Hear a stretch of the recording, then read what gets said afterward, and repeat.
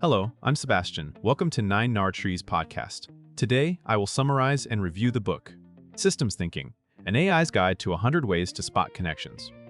Humans Often Overlook by Quinn Voss positions itself as a practical, pattern-focused handbook for seeing how outcomes are produced by networks of causes rather than single events. Framed through an AI lens, the book emphasizes how to notice relationships, feedback loops, and second-order effects that can hide inside everyday situations at work, in personal habits, in organizations, and in society. Instead of treating systems thinking as an abstract academic field, it presents many bite-sized methods for connecting dots, diagnosing why problems keep recurring, and identifying leverage points where small changes can create outsized results. Readers can expect an approach built around repeatable prompts and mental models that encourage curiosity, testing assumptions, and mapping dependencies. The overall promise is not to replace intuition, but to upgrade it, helping readers recognize patterns earlier, avoid simplistic fixes, and make decisions that hold up better over time as conditions change. I will give you key takeaways from this book. Firstly, seeing systems instead of events. A core theme is the shift from event-level thinking to system-level thinking. Many people react to what is most visible: a missed deadline, a sales drop, a conflict, a health setback. The book's framing encourages readers to ask what structure keeps producing the same kinds of events. That means looking for accumulations like backlogs, debt, burnout, or inventory, and noticing how flows like information, work, money, or attention move through a situation. When you treat problems as isolated incidents, you tend to reach for quick fixes that only treat symptoms. By contrast, a systems view treats each incident as a signal from a larger arrangement of incentives, constraints, habits, and delays.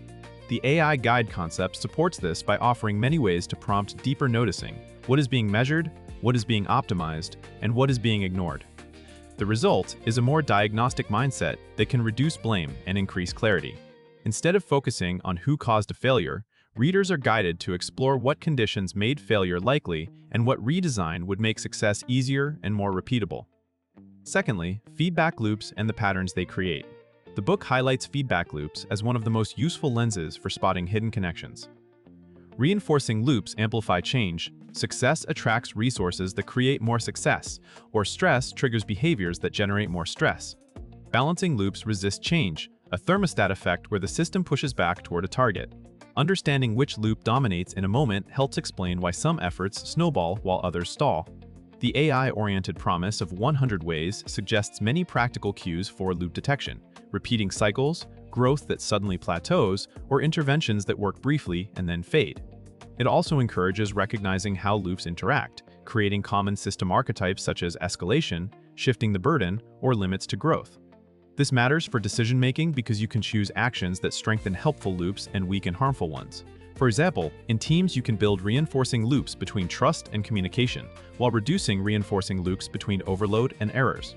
By training attention on feedback, readers can better predict unintended consequences and design policies or habits that stabilize outcomes rather than constantly chasing problems.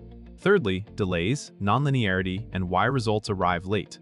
Another major topic is that causes and effects are often separated by time and by indirect pathways. Delays make systems feel unpredictable because actions taken today may not show results until weeks or months later. This leads to overcorrection, impatience, and abandoning good strategies too early.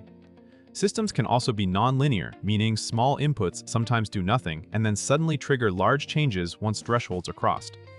The book's approach aims to help readers become more comfortable with lagging indicators and to build habits of monitoring leading indicators instead. In personal improvement, that might mean tracking process consistency rather than waiting for major outcomes. In business, it can mean watching pipeline health, capacity, and cycle time rather than only quarterly revenue. The AI guide framing supports systematic experimentation: change one variable, wait long enough to see effects, and document what changed. When readers learn to anticipate delays and nonlinear shifts, they can choose steadier actions, communicate expectations more realistically, and avoid panic-driven decisions that destabilize the system further. Fourthly, mapping connections, boundaries, stakeholders, and constraints. Systems thinking is not only about seeing more connections, but also about choosing the right boundaries so the map stays useful. The book's practical orientation implies methods for deciding what to include: the stakeholders affected, the resources constrained, the policies that govern behavior, and the environment that shapes incentives. By expanding boundaries thoughtfully, readers can spot where problems are exported to another part of the system. For instance, optimizing one department can create bottlenecks elsewhere, or saving time in the short term can increase long-term rework. A strong mapping mindset also highlights constraints, because a system often behaves the way it does due to a limiting factor like capacity, attention, budget, or trust. The reader is guided to ask where the constraint sits, what feeds it, and what would happen if it moved. This creates a more humane and strategic style of problem-solving. Rather than demanding more effort from people inside the system, you redesign the conditions, align incentives, and reduce friction. Mapping becomes a way to improve coordination and reduce conflict by making trade-offs visible. Lastly, leverage points and better interventions. The book's promise of many ways to spot overlooked connections points toward one main payoff: finding leverage points. A leverage point is a place where a small shift can create a significant change in system behavior. The book likely encourages readers to distinguish between shallow leverage, such as tweaking numbers, deadlines, and rules, and deeper leverage, such as changing goals, information flows, and underlying assumptions. A practical guide helps readers avoid the trap of pushing harder at low leverage points, which often produces fatigue without meaningful improvement. Instead, it trains a more strategic search. Where does information arrive too late? Where are incentives misaligned? Where does a policy unintentionally reward the wrong behavior?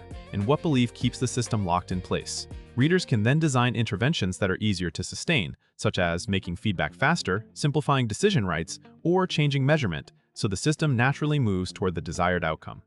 This topic turns systems thinking from observation into action, enabling readers to create improvements that persist rather than temporary fixes. In conclusion, this book fits readers who want practical ways to think more clearly about complex situations, managers, founders, analysts, educators, healthcare and policy professionals, and anyone trying to improve habits, relationships, or workflows that keep repeating the same problems. It can benefit a reader's life by shifting attention from blame and reactive fixes to structure and causality. When you learn to see feedback loops, delays, and constraints, you make steadier choices, communicate expectations better, and reduce the frustration of interventions that backfire. The AI guide framing also suits readers who like checklists, prompts, and multiple lenses they can apply quickly, especially when they feel stuck or overwhelmed by complexity. Compared with similar books that are either highly technical or mostly conceptual, this one is positioned as a large set of actionable connection spotting methods. That breadth can make it easier to move from understanding systems thinking in theory to practicing it in meetings, planning sessions, and personal reflection. If you want a compact, repeatable toolkit rather than a single framework, it is worth buying because it aims to deliver many entry points into the same skill. Noticing what you are missing and choosing interventions that improve the whole system. Noticing what you are missing and choosing interventions that improve the whole system.